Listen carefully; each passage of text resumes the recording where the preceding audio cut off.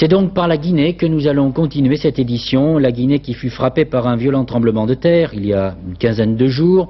Le séisme qui s'est produit au nord de Conakry, la capitale de ce pays, a provoqué la mort de plusieurs centaines de personnes. C'est un véritable drame pour un pays du tiers-monde qui n'avait vraiment pas besoin d'une catastrophe naturelle, facteur supplémentaire de pauvreté et puis d'épidémie. C'est vrai, il faut reconnaître que nous avons tendance, tous autant que nous sommes, à rester insensibles aux drames lorsqu'ils sont loin de nous, géographiquement. Or, l'une des missions de la télévision, c'est justement de vous rapprocher de ces pays, car aujourd'hui, en 84, nous n'avons plus le droit de vivre isolés. Et c'est la raison pour laquelle Michel Perrault et Bernard Branque, nos envoyés spéciaux, sont allés sur le terrain pour voir et pour comprendre. Voici leur reportage.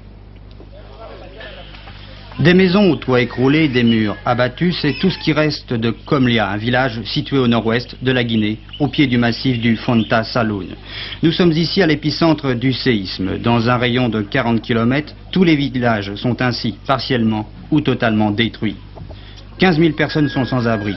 À 10 h du matin, le tremblement a surpris les habitants encore chez eux. Murs et cloisons se sont alors effondrés. Plusieurs secousses violentes et successives. On se met la panique. Le premier coup, ils n'étaient pas tellement touchés, mais ils ne pouvaient pas se lever d'eux-mêmes. Comme on n'a pas pu les secourir très vite, ils sont restés là-dedans. Le second coup les a emportés. Ici, dans la maison où nous nous trouvons, par exemple, il y avait 2 jeunes couchés dans le lit. Un est mort, le second paniqué.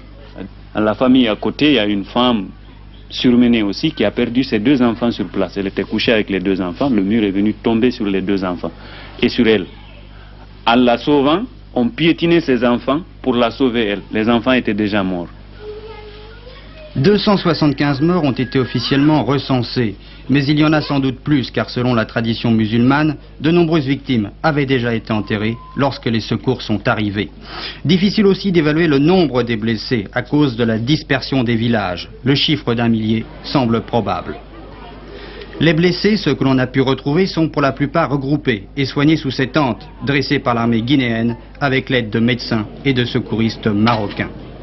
Ce que craignent aujourd'hui les autorités, c'est qu'une nouvelle secousse ne se fasse bientôt sentir. Nous sommes inquiets quand même puisque nous faisons partie d'une zone plus ou moins sahélienne ou soudanienne et c'est la zone de la ceinture méningitique qui est là, c'est-à-dire une zone qui va du Sénégal jusqu'au Tchad et où à la période de l'Harmattan, donc décembre, janvier, février, mars, il y a des dangers d'épidémie de méningites cérébro-spinale chez les enfants. Donc nous sommes un peu inquiets de ce côté-là. Dans ce pays à 90% musulman, la catastrophe a été accueillie avec fatalisme. Les mosquées elles aussi ont été détruites et la prière du vendredi se déroule désormais en plein air. Le gouvernement a saisi l'occasion pour renforcer ses liens avec la population et expliquer que la Guinée n'est pas isolée sur la scène internationale. Vous voyez les amis qui sont venus de Paris jusqu'ici, ils tiennent à la coopération entre la Guinée et la France. Nous devons faire confiance en l'avenir. Nous remettre au travail avec courage et mettre nos terres en valeur.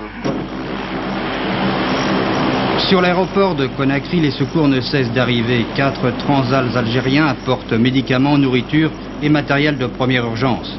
L'aide internationale est présente, aussi bien du côté des pays africains que de la communauté européenne.